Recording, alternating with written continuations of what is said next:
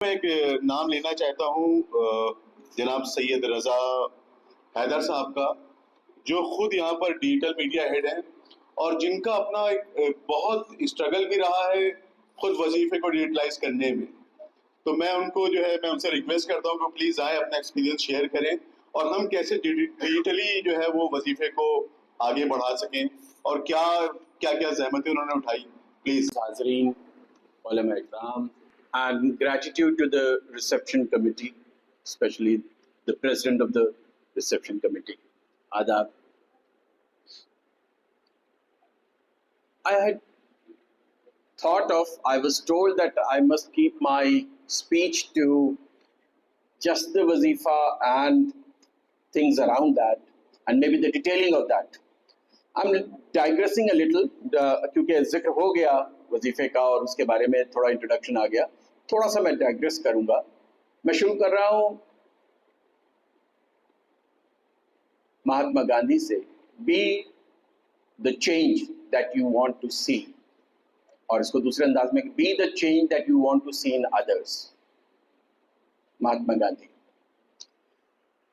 तो चूंकि मैं कुछ ऑर्गेनाइजेशंस और बहुत अहम हिंदुस्तान की जो ऑर्गेनाइजेशन है, चर्चेस ऑफ नॉर्थ इंडिया, कुछ सरदार जो सिख हमारे हैं वो चलाते हैं, उनमें मैं एज एन एडवाइज़र हूँ।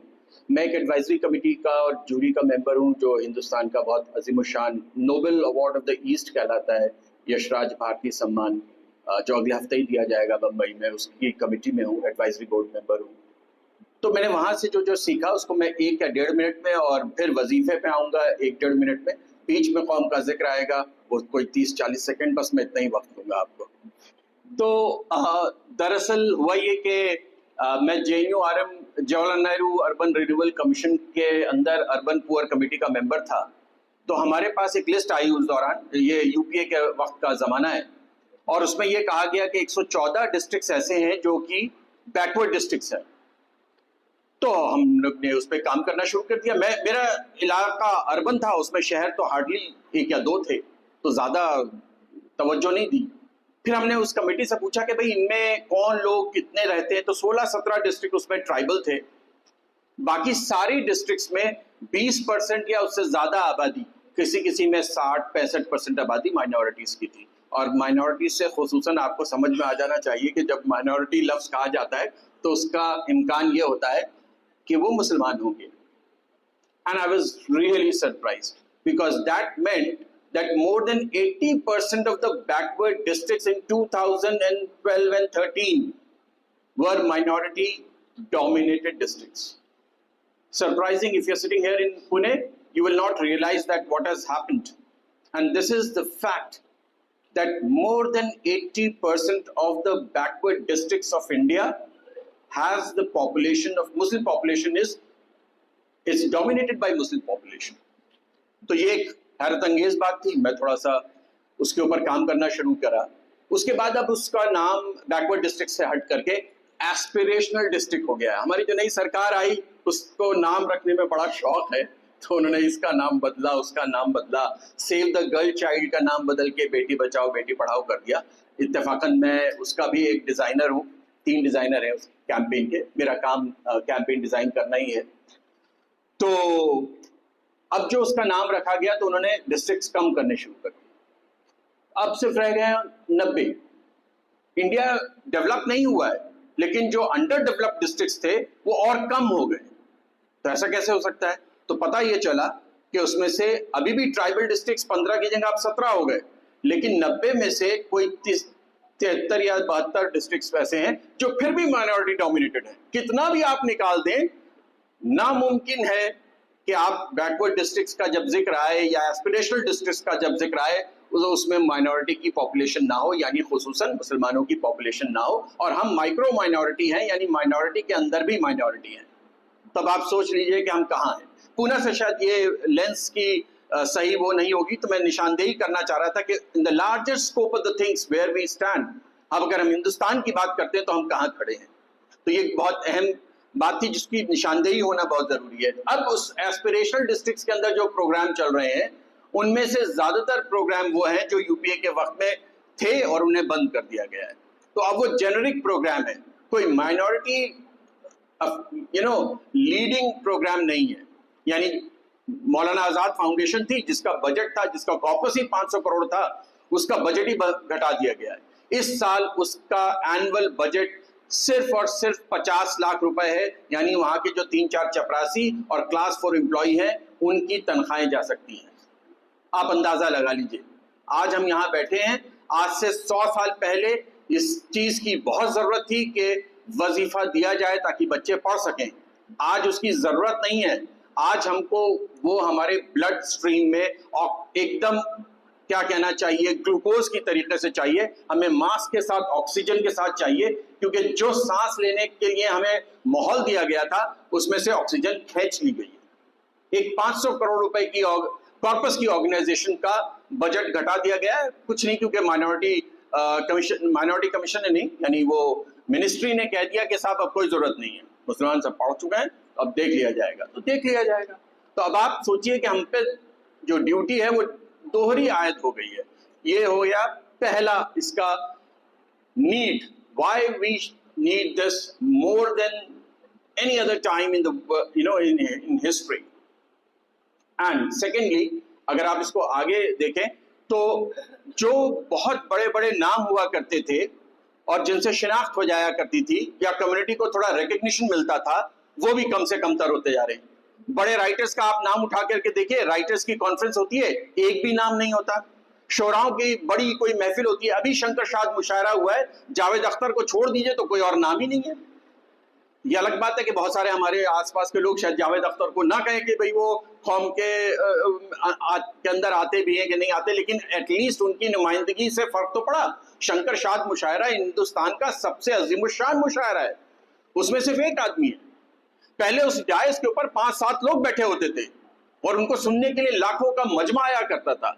अब हमारी शनाख्त ये हो गई है कि हम बस एक हॉल के अंदर अच्छा सा हॉल ले लेते हैं, लेकिन उसमें से मजलिस कर लेते हैं, चुपचाप निकल जाते हैं। हमारे जुलूसों की भी पहचान ऐसी है कि कोई बगल में गुजर रहा था उसको नहीं पता होता कि ये क्यों ले जा रहे हैं जुलूस। हम यानी मिशन का जो बेसिक फंक्शन है वो हम शायद भूल गए। तो अब आप देखिए कि पब्लिक लाइफ से भी गायब होती जा रही है शनाख्तें। स्पोर्ट्स पर्सन हुआ करते थे, अब स्पोर्ट्स पर्सन एक भी नहीं है। धड़ाधड़ इंजीनियर बनाए हमने, धड़ाधड़ जो है MBA कराया लोगों को, धड़ाधड़ हमने जो है डॉक्टर बना दिए। धड़ाधड़ नहीं हुए, मैं सिर्फ इस्तेमाल कर रहा हूँ उसको, वो उससे मैंने बोरो कर लिया राहुल गांधी से बाय द वे, तो मैं सिर्फ वो इस्तेमाल कर रहा हूँ धड़ाधड़। लेकिन ऐसा हुआ नहीं कि धड़ाधड़ बन गए और प्रोफेशनल्स बन गए हों। हमारे यहाँ खेल एक ऐसी चीज है, अभी एक लड़की है लखनऊ की, वो एक फल बेचने वाली की बेटी है, वो विमेन क्रिकेट टीम के अंदर आ गई है और इंडिया की, उसके हालात बदल जाएंगे। उसके नहीं, उसके घर के बगल के उसके और 2-4 लोगों के हालात बदल जाएंगे, क्योंकि वो नेशनल टीम में खेल रही है एक लड़की। हमें ये देखना है कि हम एवेन्यूज की भी तलाश करें, ना कि ट्रेडिशनल रोल्स के अंदर फंस के रह जाएं। तो ये एक बहुत बड़ा मुद्दा है। मेरे ख्याल से इसके लिए अलग से कॉन्फ्रेंसेस और अलग से डेलिब्रेशंस होना चाहिए। मैं सिर्फ निशानदेही कराऊंगा, मेरे पास कम वक्त है, मैं उतना ही बोलूंगा। अब आप सोचिए कि पब्लिक लाइफ में हमारे चेहरे दिखना बंद हो गए। We must think that we should and we ought to think that we need people in public life. हमारी पहचानें होनी चाहिए, IAS, IPS, अभी आने वाले हैं खिसाल साहब, अभी दिख नहीं रहे। पब्लिक लाइफ में भी लोग होने चाहिए। एक आदमी हमारे नौगावा सादात का आया और उसका एक्सीडेंट हो गया था, उसको उसकी मॉर्चरी में वो रख दी गई डेड बॉडी, उसको मिल नहीं रही थी। उससे रिश्तेदारों ने कहीं से फोन करके, मैं दिल्ली में रहता हूँ, मेरे पास फोन आया तो मैंने कहा अच्छा ठीक है, DCP साहब को मैंने फोन किया, छुट्टी का दिन था, उन्होंने कहा बिना उसके पोस्टमार्टम के दिलवा देते हैं ताकि आप लोग वापस तो जा सके। गांव के लोग आए खड़े हुए थे, अब वो रहा नहीं था, बायात नहीं था। तो उन्होंने पूरे शाम का वक्त और पूरी रात गुजारी, लेकिन एक आदमी ऐसा नहीं था जो इन्फ्लुएंशियल हो के वो निकलवा सके। अगले दिन सुबह, जो कि छुट्टी का दिन था, संडे के दिन, एक DCP साहब से बोल बाल कर हमने काम करा दिया। मैं अपनी बात इसलिए कह रहा हूँ कि औरों का एग्जाम्पल दूंगा तो कहेंगे बड़े दूर के बड़े एग्जाम्पल ले आए। एक मेरे जैसा छोटा मोटा आदमी भी ये काम कर सकता है, लेकिन आपको पब्लिक लाइफ में लोगों के साथ उठना बैठना, उनके साथ रसूख रखना बहुत अहम है। हमारे आप पूछ के देखिए अपनी जनरेशन के, जो मिड लेवल जनरेशन है, यंगस्टर्स के तो दोस्त होंगे, अहबाब होंगे। हमारे पास दोस्त नहीं है जिनके यहाँ जाके होली के दिन मिलने चले जाएं, दिवाली के दिन मिलने चले जाएं, क्रिसमस के दिन उनके यहाँ जाके कहें कि साहब ये भी हमारे रसूल हैं, अभी हम इनकी नजर दे करके आपके घर आए हैं मीठा खाने के लिए। ऐसे किसी क्रिश्चियन के यहाँ नहीं हम जाते, ऐसे किसी और के जाके उसका त्यौहार नहीं मनाते। हमारे अपने त्यौहार होते हैं, हम अपने ही दोस्तों को, अपने ही रिश्तेदारों को बुला बुला के खिलाते रहते हैं, तुम भी सेवई खाओ, तुम भी बिरयानी खाओ। सोचिए, इस पे गौर करिए कि यहां से निकल के मेरे पड़ोसी कौन है, उसका दुख दर्द क्या था, उसमें जाके शामिल होइए। जो सीरतें, जो बोला जाता था कि आप साहब तासी कीजिए, सिर्फ थोड़ी सी तासी कर लीजिए, एक पाव बराबर, छटाक भर, देखिए कितनी चीजें बदल जाएंगी, नए कॉन्टैक्ट्स बनने लगेंगे। कोई आके बोलेगा वहां नौकरी का वो निकला, आपने खट से गांव में फोन किया, एक लड़के की नौकरी लग जाएगी। But it is very very important. ये हो गई सेकंड, पब्लिक लाइफ के बाद हमारे कॉन्टैक्ट कैसे होने चाहिए। अब मैं आता हूं उस बात के ऊपर के वजीफा क्या है। दरअसल ये सारी नीड 113 साल पहले भी रही होंगी।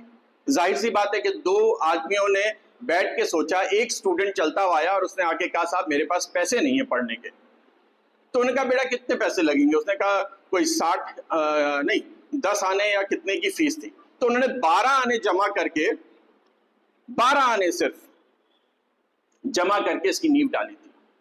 आज हम लोग जो यहां बैठे हैं सिर्फ उस 12 आने की वजह से बैठे हैं, सिर्फ एक नियत की वजह से बैठे हैं जिसमें पूरा इस्लाम जो है टिका हुआ है।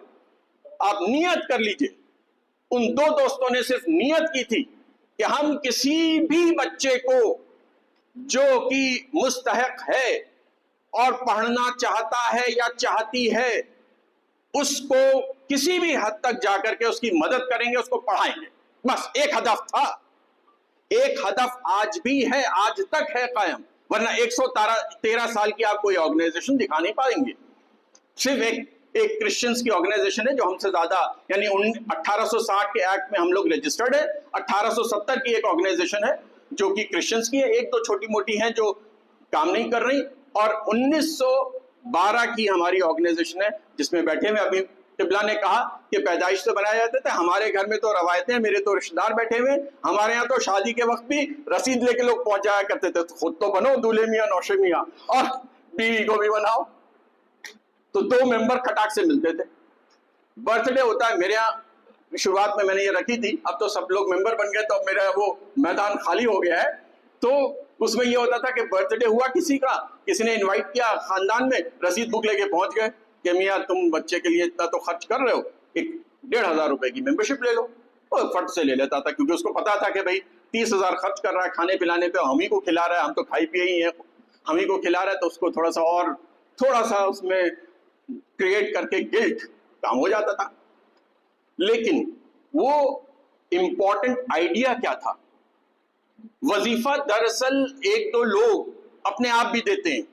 एक दो हमारे दोस्त हैं जो मतलब अच्छा खासा दिया करते थे, धड़ल्ले से देते थे। उनको हमने बोला देखिए आप ना इंस्टीट्यूशनल दीजिए, आप यहाँ दीजिए। बोले क्यों दे यार, हम अपने आप दे देते हैं, हमें क्या वो है, क्यों ऑर्गेनाइजेशन में फंसे, पता नहीं कौन लोग क्या। मैंने कहा हम है ना, हम जमानत देते हैं आपकी। तो बोले इससे क्या फर्क पड़ेगा, पैसा तो दे रहा हूं मैं। मैंने कहा देखिए इंस्टीट्यूशनल कोई चीज आपके वक्त में भी रहेगी और आपके बाद भी रहेगी, और जिस वक्त आपकी आंखें बंद हुई आपका वो काम बंद हो जाएगा। इंस्टीट्यूशन का होना इसलिए बहुत अहम है, ये इंस्टीट्यूशनल काम है, हमारा पर्सनल कुछ भी नहीं है। हम जुड़ेंगे, कल नहीं रहेंगे। मैं लॉन्ग कोविड में फंस करके ऑलमोस्ट मरने की कगार के ऊपर पहुंच गया था, एकदम आखिरी मकाम था। तो तब भी ये ख्याल था, ये पता था, मैं यही बोल रहा था कि वो फलानी एफडी उसको दे देना, वो वाली जमीन उसको दे देना, ये सारा करने के लिए आदमी तैयार हो जाता है, आमादा हो जाता है। एकदम आखिरी मकाम, थोड़ी थोड़ी ऑक्सीजन आ जा रही थी। और फिर मैंने कहा कि सबसे बड़ी बात है कि कुछ हो ना हो, अंजुमन का जो अगला जलसा होगा उसमें मेरे नाम की फातिहा होगी, इसका बस मुझे पता है, बाकी कुछ भी। क्योंकि उस वक्त तो ये था कि गड्ढा खोद कर कहीं पे बिगाड़ दिया जाएगा आपको मशीन से। तो मैंने कहा उसकी फिक्र मत करो। खानदान वालों को मैंने कहा देखो उसकी फिक्र मत करोगे, कहाँ पे वो मुझे फेंक के चले जाते हैं। इतना बस तुमको तसल्ली रहनी चाहिए कि अंजुमन का जब अगला जलसा होगा, क्योंकि मैं एक ओहदा रखता हूँ, एग्जीक्यूटिव में हूँ, वहां फातिहा हो जाएगी, तो तुम लोग चैन से घर जाओ। ये एक बड़ा जज्बा है कि अगर हम साथ हैं तो क्या कर सकते हैं, क्या मुमकिन है। अपना जेब से थोड़ा सा पैसा निकाल के जब आप देते हैं ना, तो जो सामने वाला ले रहा होता है वो मुस्तहक होता है। आखिरी बात बता रहा हूं मुस्तहक क्या होता है, और फिर बस कि क्या क्या मेंबरशिप्स हैं, 2-3 चीजें बता के खत्म कर रहा हूं मैं अपनी बात। कि एक वाकया है लखनऊ का। लखनऊ में एक अच्छा ऑफिस हुआ करता था, हमारे सेक्रेटरी थे, वो भी कोविड के दौरान नहीं रहे, जमानत अब्बास साहब। उनके छोटे भाई यहाँ मौजूद हैं, एग्जीक्यूटिव में हैं, तो वो मुझे लाने में भी उनका बड़ा हाथ है। एक शेर याद आ गया उनके सारे कामों को देखते, ख्वाहिशों को देख के, कि कहाँ तो तय था चरागा हर एक घर के लिए, कहाँ तो तय था चरागा हर एक घर के लिए, कहाँ चराग मयस्सर नहीं शहर के लिए। तो वो जब लेके आए तो उनके यहाँ वो कुछ बट रही थी, तब ये ऑनलाइन वाला सिस्टम नहीं था, तो चेक लेने के लिए बच्चे आए हुए थे, तो डोमिसाइल देखने के बाद ही दिया जाता है। एक बच्ची आई अपनी माँ के साथ और डोमिसाइल नहीं लगा हुआ था उसका, तो उन्होंने कहा बेटा ये तो ले आओ, हमारी रिक्वायरमेंट है, हमें दफ्तर भेजना है। तो काम बड़ा, मतलब सारी काम बहुत अच्छे ढंग से होते हैं, वरना 113 साल हर रोज का ऑडिट, एक एक पाई का हिसाब बहुत कम लोग पेश कर पाएंगे। ये पेश कर पाते हैं क्योंकि हमारे पीछे से ऐसा लोग करते आए, हम भी वही फॉलो करते हैं। तो वो चली गई, सुबह का वक्त होगा, 10-10:30 बजे होंगे, हम भी बैठे हुए थे साथ में उनके बाहर। खैर लंच का टाइम हो गया, 12:30-1 बजे के वक्त हम लोग उठ के जाने लगे। अब हम बाहर निकल के आए तो देखा वो बाहर चबूतरे पे बैठी है, दहलीज पे बगल में। हमने कहा बेटा तुम गए नहीं, तुम्हारा चेक लेना है तो तुमको से वो फॉर्म ही तो लेके आना है जो तुम्हारा एडमिशन की रसीद है, बस जाके ले आओ, हम 2 मिनट में तुम्हारा चेक दे देंगे। तो बोली आ जाएगा। मैंने कहा अरे जाओ बेटा ले आओ। बोले नहीं आ जाएगा, आ रहा है। मैंने कहा आ रहा है तो मतलब कैसे आ रहा है? लखनऊ शहर के शहर में कोई बाई पोस्ट तो नहीं आ रहा होगा? तो हमने मजाक में पूछा अरे भाई कैसे आ रहा है? तो बोले अम्मा गई है। तो हमने कहा अच्छा अम्मा गई है, तब भी उनको आ जाना चाहिए था, आधे घंटे में आ जाना चाहिए था। वहां से कोई हार्डली 5-5.5 किलोमीटर की दूरी पर उनका घर था। तो बोली थोड़ी सी देर में आ जाएगा, इंतजार कर लिया। हमने कहा अब तो लंच हो रहा है, जल्दी करो। इतनी देर कैसे लग गई? बोले वो गई है ना लेने, तो पैदल गई है। हमने कहा अरे इतना बड़ा काम है, एक रिक्शा ले लिया होता, 20 रुपए लगते तुम्हारे और 2 मिनट में काम हो जाता। बोले नहीं 20 रुपए थे नहीं ना।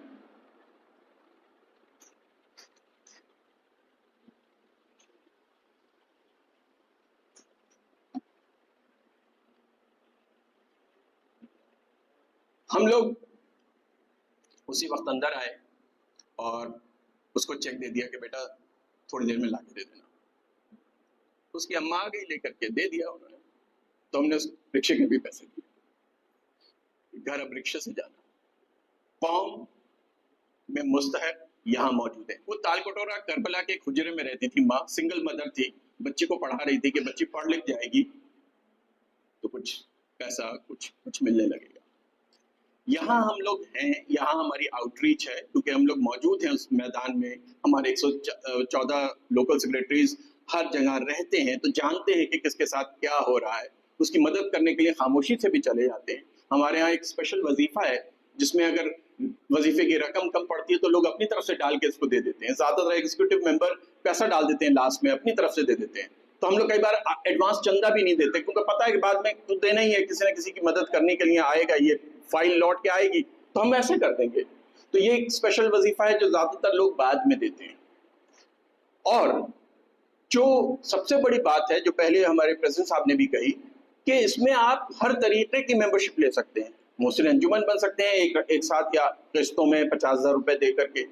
आप किसी की याद में यादगार फंड बना सकते हैं, 5,000 रुपए से शुरू करिए, हर साल सालाना 6 महीने में जब उसका बर्थडे हो, जब उसकी अगर कोई बाहयात नहीं है तो जब उसकी आप याद में कोई तकरीब रखें तब डाल दें, पैसा बढ़ता रहेगा वो, और वो सवाब जारिया है, कोई दिक्कत नहीं। तो हमारे यहाँ मेंबरशिप और लोकल लाइफ मेंबरशिप ले लें, एक हमारे यहाँ अभी जो मेंबरशिप का है तरीका वो भी एडवांस होता रहेगा। आप एक नॉर्मल उमूमी मेंबरशिप यानी एनुअल मेंबरशिप लेते हैं जो कि 1200 से अब शुरू होती है, वो अगले साल बढ़ के 2400 होती है, वो आप एसोसिएट मेंबर बन जाते हैं। अगले साल आप उस बाकायदा लाइफ मेंबर बन जाते हैं, फॉर एवर एटर्नल, सिर्फ 3600 रुपए दे करके। कोई ये भी नहीं कि बहुत तकलीफ, आपको 100-200 रुपए महीना भी देके भी बन सकते हैं क्योंकि वो ऑटोमेटिकली ई नैश के जरिए या यूपीआई के जरिए ऑटोमेटिकली कट जाएगा, कोई जरूरत नहीं। कुछ लोग हैं हमारे भाई या कजन्स वगैरह जो अभी वो करने 500 या 1000 रुपए महीना देते रहते हैं, कहते हैं भाई आप एक बार भाई बता दीजिए, हम उसमें ऐड कर लेंगे, जाता रहेगा। तो वो भी आसान तरीका है। लेकिन घर घर जाके बांटने के लिए भी अभी हमारे पास एक फौज है पूरी, 114 लोग जाते हैं, बाकायदा बात करते हैं, वो करते हैं। और अभी जो सजेशन आया है वो बहुत अहम है। मैं वाइस प्रेसिडेंट साहब के बगल में बैठा था, उन्होंने फौरन उसकी तासीक की कि साहब ये बहुत अच्छा आइडिया है कि हम लोग आम जलसा तो करते हैं लेकिन 4 घंटे इसके लिए भी रखें, बाद में अपना ट्रेनों का और बाय एयर जितने लोग आए वो बाद में अपना रिजर्वेशन करा लें और चले जाएं, लेकिन मिलने जाएं, बस्तियों में भी जाएं। तो ये रखेंगे हम लोग आइंदा। जो आखिरी बात और वो ये है कि वजीफा एक यानी अंजुमन वजीफा सादात एक कम्युनिटी का इदारा है, हम लोग उसके सिर्फ कस्टोडियन हैं, यानी हमारे पास वो रहेगा नहीं, हम सिर्फ उसकी हिफाजत करने के लिए उसकी थोड़ा सा जो छोटा सा सरमाया उसको और उसको कैसे बांट दिया जाए उसके लिए हम उसके कस्टोडियन हैं for a temporary short while. We are not permanent. Let other people join in. अभी जैसे आया कि younger people should join in, they must, they ought to join in because otherwise it will not survive. My only contention is that other than just the thrust that energy is needed, young blood is needed, a conceptual shift is also needed, that we ought to be visible, we ought to be in public life, we ought to be somewhere critical, we ought to be in political life. Politics से इतना क्यों परहेज है? Political भी हमारे community से लोग होने चाहिए, 4-6 लोगों को खड़ा करिए, जिताइए, राज्यसभा पहुंचाइए, इट्स इंपॉर्टेंट। अब बिल हमने देखा है धक्का दे करके पास कराए जाते हैं इसी पार्लियामेंट के अंदर। हम धक्का खाने वाली कौम नहीं है। हमने बहुत पहले एक धक्का खाया था, उसकी याद में 1400 साल गुजारे हैं हमने, तो हमें मालूम है कि कैसे खड़ा हुआ जाता है, हमें मालूम है कि कैसे सीना तान करके आप खड़े होते हैं किसी भी तानाशाह के खिलाफ। हमें मालूम है कि any aggression is not possible with a community who is so resilient. We know, we have learnt it. 1400 साल की प्रैक्टिस है हमारे पास। हमको क्या किसी कोई चीज से वो नहीं लगता, बस मुत्तहिद होके साथ आने की एक सोच बनाने की वो है। और सोच भी किस चीज में शामिल करनी है? किसी के ख्वाब में। वो ख्वाब क्या था कि कोई मुस्तहक रह ना जाए। कितना छोटा सा ख्वाब है, और ख्वाब बड़े इंपॉर्टेंट होते हैं। इसी पे मैं अपनी बात खत्म कर रहा हूं कि हमको ख्वाब देखना नहीं छोड़ना चाहिए। एक पंजाब का पोएट है, उसका नाम है अवतार सिंह पाश। उसकी लाइनें हैं, सबसे खतरनाक होता है हमारे सपनों का मर जाना, सबसे खतरनाक होता है हमारे सपनों का मर जाना, ना होना तड़प का सब कुछ सह लेना चुपचाप, घर से निकलना काम पर और काम से घर लौटाना, सबसे खतरनाक होता है हमारे सपनों का मर जाना। खुदा हाफिज। शुक्रिया बहुत बहुत, आपने वक्त दिया। आदाब सर।